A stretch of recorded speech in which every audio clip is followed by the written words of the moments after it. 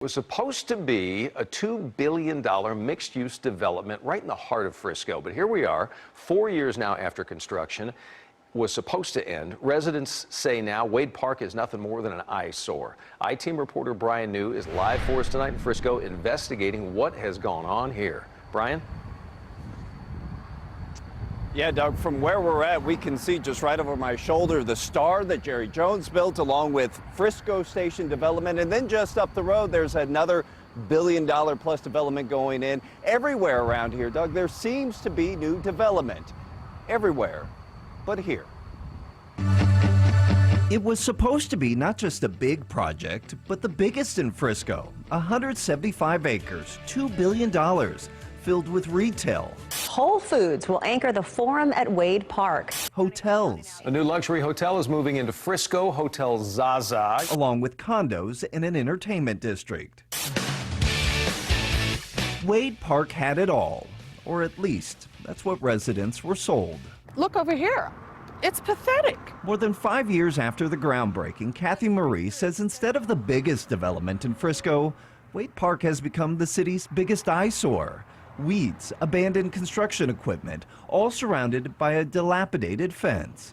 What was supposed to be the Whole Foods is now a rusted shell, and what was supposed to be an underground parking garage is now a 5-story deep concrete hole, mockingly known as Lake Lebanon. To me, it's pitiful. It's shameful. If nothing else, the city of Frisco should have come in and said, we don't want this. With that, we will go to item 30. In 2015, the Frisco City Council approved more than $122 million in tax incentives for the development.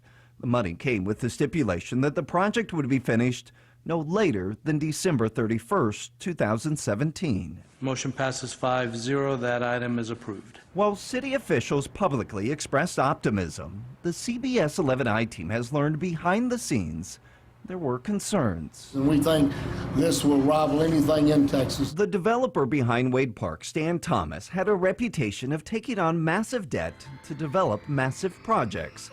It's what's enabled him to build many of the country's biggest shopping centers, including the Rim in San Antonio. But along with the booms, there's been several busts. Before Wade Park, Thomas had grand plans to turn the rail yards in Sacramento into a multi-billion-dollar development. But the project fell through after Thomas couldn't pay his loans. It's been a similar story with Wade Park. They were trying to do more in phase one than a developer would typically do, and I think that was probably part of their biggest challenge, was trying to get those funds together all at once. And when that didn't happen, the liens against Wade Park added up, and the city's patience eventually ran out. In March, more than 4 years after the city approved tax incentives for the project, the city manager sent this notice of termination to Thomas. The city was pulling the incentives off the table. For the longest time, this has been the dark cloud over Frisco, but the outlook now is finally bright. Last month, Gamma Real Estate, the company that loaned Thomas more than $150 million, took over Wade Park. Mayor Jeff Cheney says the new owners have promised to clean up the property and are already working with potential new developers. I think our residents can become excited about the future of what's going to happen there at that intersection, and we're not really looking in the rearview mirror anymore. So the mayor here in Frisco was hesitant, though, to set a timetable on this new project. But we did notice that the weeds this week were actually mowed out here for the first time in more than a year. Residents are hoping that perhaps is a sign of progress. Now, we did reach out to Stan Thomas multiple times and have yet to hear back from him. With the I-Team, Brian New, CBS 11 News. Brian, thank you very much. If you have a tip or a question about the story tonight or anything else for the CBS 11 I-Team, they are always there for you. You can email them anytime, iteam@ktvt.com.